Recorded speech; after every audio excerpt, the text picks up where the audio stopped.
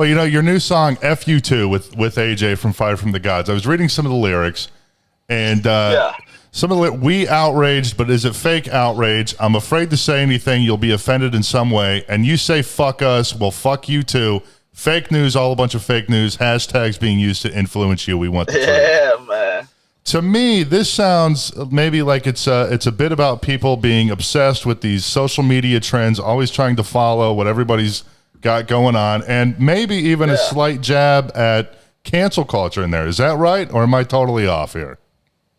Oh no, you're hitting the point, man. I like the listener to get what they get from a song, but it's kind of obvious what I'm talking about. Like you said, cancel culture, shit like that. Everybody want to be mad at something all the time. You post something, somebody gonna be pissed. Somebody gotta express their opinions, and it's just you don't know what's real, what's fake.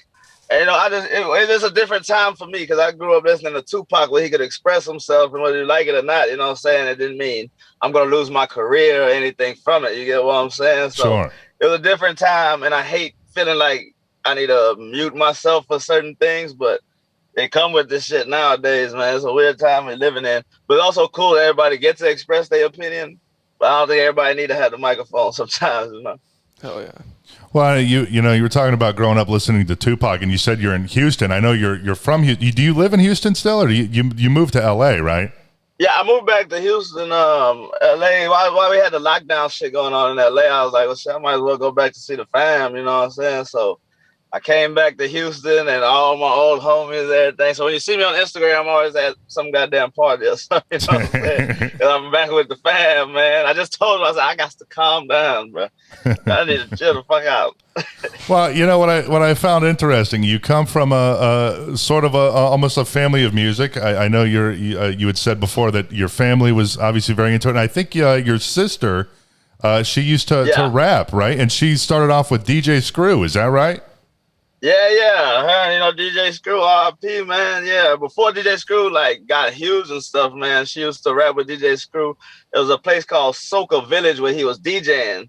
And it's a soca spot. My parents from Trinidad and stuff, and it was a soca spot. He used to DJ, so they became friends. I used to see them write music and do these kind of things like that, not knowing how legendary he would become. And I said my uncle did music, both my uncles, man. My dad loved music. He could sit there playing music all day. My mama, she played old school music all the time. Then I got the soca culture, all of that. So I think all that just blended in, man, and made this music stuff come natural to me, you feel me? Especially when it comes to rock and roll and stuff like that, it's like, it really helps me to make my rock sound a little different. Even though everybody sound like Rage Against the Machine, I put my own flavor to shit, Well, I was going to ask you, do you like the comparison that people make to you and Zach De La Rocha from Rage Against the Machine, or do you feel not offended, but do you feel that it takes away from your identity almost? Like people are like, oh, this sounds like Rage, because I think you had told a story one time that you played your mom a Rage Against the Machine song or something, and she goes, "Oh, is this your new stuff?" Yeah, that's a trip, man. Nah, I ain't mad at it, man. It's cool to be compared to Rage Against the Machine of all people. That's fucking epic, so I don't care, man. People have to attach anything you do, and it's musically anything you do. They always gonna attach it to some other thing. Oh, that sound like. You know what I'm saying? They ain't never gonna be like, oh, you sound like you. That's fucking awesome, feel me? They gonna compare it to something all the time. I ain't never mad at that, man. Zach De La Rocha the fucking man. And it's cool, I always wanted to fucking sound like Tupac or some shit. I never thought I would sound like Zach De La Rocha. Sick. Did you even did you know Rage Against the Machine when you were younger, or were you mostly just straight hip hop? No, I mean mostly hip hop, but you couldn't change the channel without seeing Rage or something like that on. So you're gonna sit down and watch. I mean, oh man, this kind of cool. That's how the songs were stuck in my head and things like that. And then when I started diving in rock, what I'm saying, I started having more appreciation for it. But we come from the world of TRL and all that, so we watching fucking Backstreet Boys and all that type of shit that was on. You know what I'm saying? Well, and initially you wanted to be a basketball player before you ever had any sort of aspirations of being a musician. Is that right? Oh, yeah, man. I took basketball serious as a heart attack. But it shows how stuff be, man. I love basketball. I'm really good at it. But my little bro, I ain't even nowhere near him. He played college basketball for University of New Mexico. And he did look good. He killed it over there. He went overseas. He played, and right now here in New Mexico, teaching the kids basketball, man. So we both get to do what we love doing. That's amazing. Well, and when you were in high school, you had a rap group, the Dope Boys, I think it was, right? Oh yeah, Dope Boys, man. That was my second rap group. My first rap group was UFO, and that was with my homie Jose Pocket and Pelly. And then when my boy Jose moved, because Jose used to, he used to help us with the production and all that, because he knew all the computer stuff. So once I learned from him and he had moved, so I was like, man, I need to get me a new group. That's why with my boys Mike Shaq, Magic, Darren, man, and my cousin Shakari, and we made our own little group, you know what I'm saying? And I'm always that person doing every single thing, so I really go hard, you know what I'm saying? That's all I made it my life. So it's cool, man. I came back, everybody here doing good, man. I've been away, I lived in LA for 13 years, man. So coming back, seeing everybody, we all doing good. That's why I like showing them on my story, man. Love the boys. Well, and what I find so interesting is how you sort of kind of got into the heavier side of things, because you had a girlfriend who I think she dumped you, right?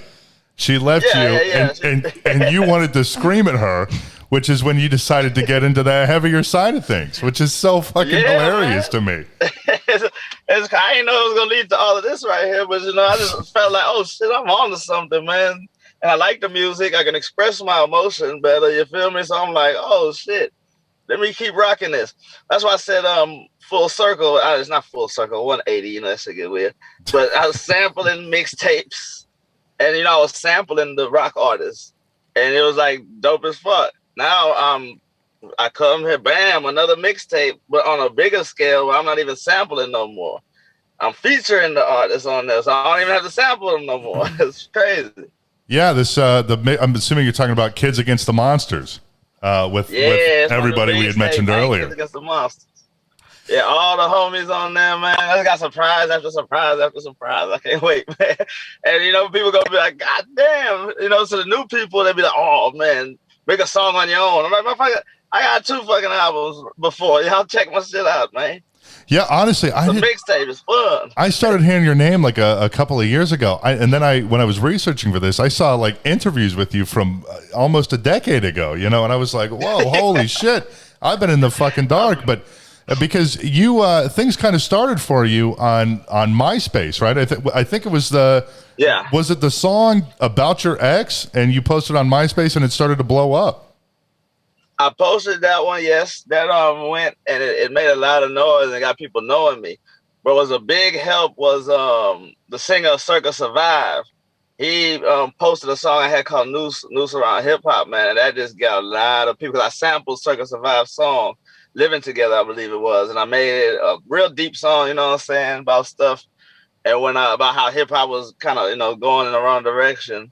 And MySpace put it on the front page once. You know what I'm saying? That fucking helped out a lot too, man. Shit was wild. Well, and then you had it was your first ever manager. It hit you up from MySpace, right? And he invited you to come out to LA and work on some music. And I got to imagine, because I think you had said you didn't start really rapping until you were a teenager, right? Yeah, I started when I was 13. So when I moved to LA, I was maybe 21, 20, I think. And then, my first manager hit me up, man. He was like, yo, bro, you want to come to LA? I thought, what the fuck? It's some bullshit. You know what I'm saying? But then I got in a situation where my mom was like, yeah, you can go to LA. If you're going to be here work, or you're going to go to LA, follow your dream. I was like, shit, I'm going to LA, mama. So I went to LA, and I was like, man, I'm about to be a superstar. Yeah, that shit happened that fast. Well, and you told this story that your manager at the time had taken you to a Deftones rehearsal. I love Deftones, one of my all-time favorite bands. My first day. Yeah, I went to Deftones rehearsal. That was your first day in LA? Yeah, my first day in LA. Holy shit. Deftones rehearsal, and at that time I knew Deftones. I already know. I knew these people from. People writing them in the desk, and like I said, TRL and stuff. He Slipknot in the desk, and you see Korn in the desk. And stuff. I'm like, well, shit, if they want to write their name on the desk, they must be good, huh? So anyway, that's how I got cool with Chino and everybody, man. Met Chi and everything. RIP, man. That was fucking awesome, bro. Yeah, I was going to ask. The next day, I went to a Coheed and Cambria show too, man. Well, I was going to ask you about, because I think it was 07 when you went to LA, and Chi from Deftones. I think it was 2008 when he passed away. Is that right? Yeah, I believe so. I got to see one of the last shows. They had like a little secret show, a satellite or something. It was fucking crazy, man. Silver Lake. It was out of control, man. Were you tight with were you tight with all those guys at the time, or? Yeah, I was just like young motherfuckers, just like, oh shit, all right. Oh, you're a rock star? Oh shit, okay, cool. I didn't know, you know what I'm saying? So that's why, I got real tight with Chino and stuff. I used to, when I was around, I'll go babysit the kids and shit sometimes, so that was kind of cool. When I get to tell that story, like, oh, that's crazy. Well, and Chino, I think, is such an underrated vocalist. I mean, that band, everything Deftones does, I think, for the most part, is just fucking fantastic. Oh, yeah, he taught me a lot, man, because, we're in hip-hop. When I was in hip-hop, you go on the microphone and you just play your goddamn track. And he was like, bro, you can't have your voice on the track like that. You got to do the shit. You got to do the whole shit. I was like, hold on, what? Hold on. My words can't be on the thing while I'm playing? He was like, nah. I said, you do all of that? Oh, shit. He taught me a bunch of cool shit, you know what I'm saying? And watching him perform, he always got the chord. That's why I like having the chord, too, man. It just looks so cool. Shit like that, little things. I learned a lot from Pearl Jam DVD. That's when I started rocking out crazy on the stage, man. I started seeing what I'm allowed to do. I said, oh, I can do all of this shit? I'm about to go crazy. Well, and if I think I have this right, your first ever tour was with the Alcoholics, right? Which is a rap group. Yeah. So you go from touring with the Alcoholics and then with El Nino, which are obviously, you know, very different ends of the spectrum. And obviously, we just talked about you kind of switching over into heavier stuff when you wanted to scream at your ex, but was, going from hip hop into a very kind of focused, more rock direction, was that kind of a conscious decision, or was it a natural kind of progression for you? I just got natural, man. You know what I'm saying? I was one of those people. I decided to change the radio station. So, I started listening to all kind of shit. So it came kind of natural. Like I said, a song come on. Like I told David Draiman, man, I said, bro, we used to jam Disturbed in the hood all the time, man. We know the songs. They're just so big. Like, bro, you always jamming out in the hood, man. We know the whole shit. I was biggest gang member around no fucking Disturbed. You feel me? So shit like that. It's a natural progression, man. Nothing too crazy. It was just like I had an idea, like, oh shit, let me just go to this side of things. But like I incorporate hip hop into my shows, you know what I'm saying? Sure. Like the back and forth chant, like hip hop type shit I do at that show, so it helps. Well, I was watching an interview with you, and you had said something, and I was like, wow, I wanted you to elaborate on it more. But you said hip hop doesn't respect the legends like they should. And yeah. I was hip hop, no. Why do you think that is, and how do you feel about all of the current state of hip hop music with what it is right now? Oh man, I've had my generation. We respected the legends, you know what I'm saying? We'd like to dive into old school hip hop, you know what I'm saying? All that KRS-One, all this type of stuff. We just want to get better and better. But I think hip hop. It's not hip hop fault. Hip hop a young man's game, man. You know what I'm saying? It's about, just being, bravado, ego, you know what I'm saying? You're young in the game. As time progresses, they get younger and younger and younger. And some of them kids probably can't even name some old school hip hop artists and things like that, Paid in Full. They probably never even listened to that song. And it just goes by territory and culture. The sound changes and stuff like that. But I just seen that I don't think they look at the longevity of the game, because you only get, in hip hop, you probably get a good strong 3-4 years if you're doing good, unless you Drake or somebody. You get what I'm saying? That's not everybody. So they got to get it while they can. But the thing in rock is longevity, because the shows are great. That shit goes a long way. So when you look at somebody like Aerosmith and all these type of people, it's stadiums and shit every time they stepping in that place. You get what I'm saying? Metallica, all of that shit. Like all these festivals, you see, it's like old school names that's always at the top of the list because it's a respect for that. So I love that. You've also said that, you gain respect day by day, show by show, basically one day at a time. And oh yeah, bro. Do you think that, obviously, especially in this day and age of Spotify and Apple Music and this and that, people can just kind of blow up overnight, so to speak. But do you think a grassroots kind of more organic following is kind of the way to go, as opposed to a sort of overnight success, like in the sense that the fans, you know, they've kind of been with you since day one, so maybe they're a little more loyal, a little bit more diehard, and things like that. Oh yeah, no, for sure. I'm a grassroots type of person. Like I said, that shit is gonna give you that longevity. You're gaining fan by fan. You're gaining respect. Like you said, a lot of people, there's still a lot of motherfuckers who don't know who I am. You get what I'm saying? So I'm just building it up all the way. And it's cool. If I was overnight, I'd have to learn things a little quicker. And I probably wouldn't last that long and you wouldn't be talking to me right now. You get what I'm saying? So I'm seasoned for the game. I'm seasoned for what comes. I got to work on my performing. If I had just jumped out overnight success, my performances wouldn't be the same. I wouldn't know how to rock the microphone the same. So if you go overnight success and just try to jump into it, it's tough. Almost like these Instagram comedians, you know what I'm saying? Some of them funny for like a minute or two. But can you hold it down for a whole set, an hour set or something like that? There's a lot of shit they come with that you got to learn along the way to keep yourself going. Well, we had Josh Todd, the singer of Buckcherry, on the show a couple of weeks ago. And he was talking that he said that he had read this article where as of 2020, people's attention spans were like 7 seconds or something. And supposedly now it's even less. So I guess, you know, with how things are right now, I mean, you got to fucking keep things going because there are a lot of people that kind of go viral on social media for like a day or two and then you never hear from them again. You know what I mean? Yeah, man.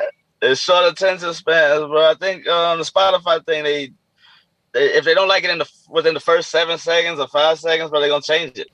So you got to catch people right off the top with everything. You get what I'm saying? But even so, with that, my song "Bullet" on Spotify has that long ass intro. Accidentally, we put it up there, but that has the most views. So I don't know. I can't call it. So it's dope.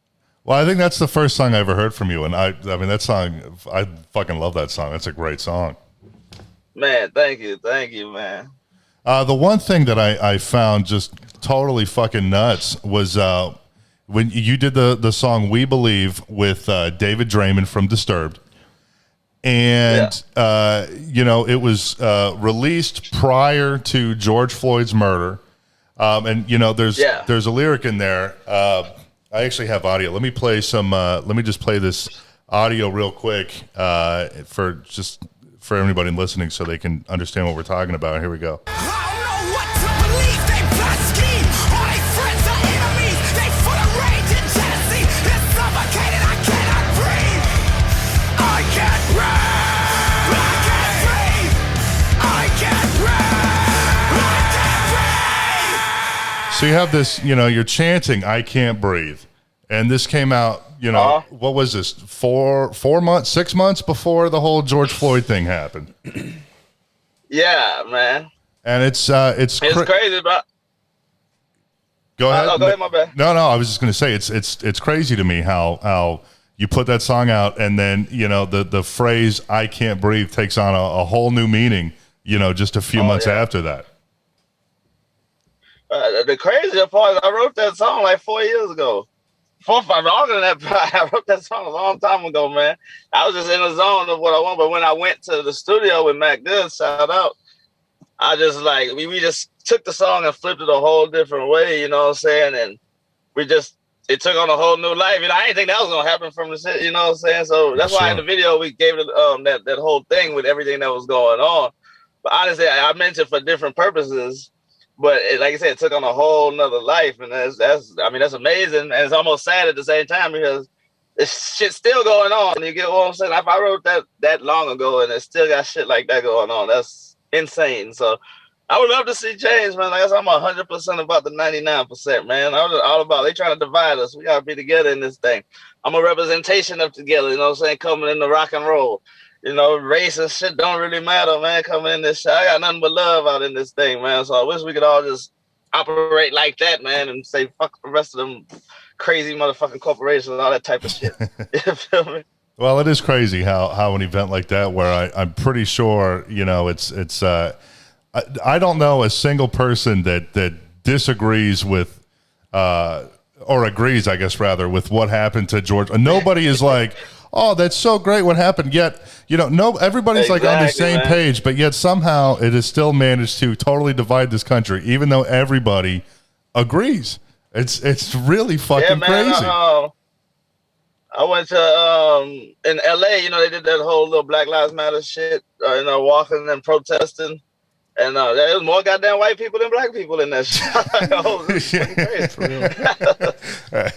I was like, oh goddamn, man, y'all more mad than me. What the fuck? Crazy. You know, there's been a group of protesters down the road from where I live, and it's, you know, it's anti-racism protests and Black Lives Matter and stuff. But yeah, I don't think I've ever seen, it's all like white people, you know, standing down there and doing it. It's all white people. Yeah, it's really, you know what I'm saying? Like, you know, you got the Black Lives Matter and all that stuff, but like, I like the whole feeling of what everybody, you know what I'm saying? We don't like what happened. Cool, you know what I'm saying? All the titles and shit is whatever, but people, you know, coming together. I just saw people coming together for that moment. It's just an amazing feeling. It's just like music. The people come together, you know, people have their ear and they listen. And, you know, you can tell the crowd jump and they jump, everything like that for that one moment. So if you're saying some beautiful things, man, you just hope it lasts forever. Because, you know, you might walk out and just forget everything. So that's why I want people to remember that being together feeling, man, how amazing that was. Walking down them streets in LA, man, it was crazy. Well, what's next for HYRO the Hero? What do you have coming up? Shit, I'm gonna drop new music like that. I got the festivals, Rockfest, Rockville, Louder Than Life. Fucking epic. My name getting a little bigger and bigger and bigger. So it's fucking dope. You know what I'm saying? Hopefully tour soon. So sick, man. I just can't wait to rock on stage again, man. Just do some epic shows, bro. So I've been, you know, I like basketball. I go shoot the basketball, try to get my cardio up and shit.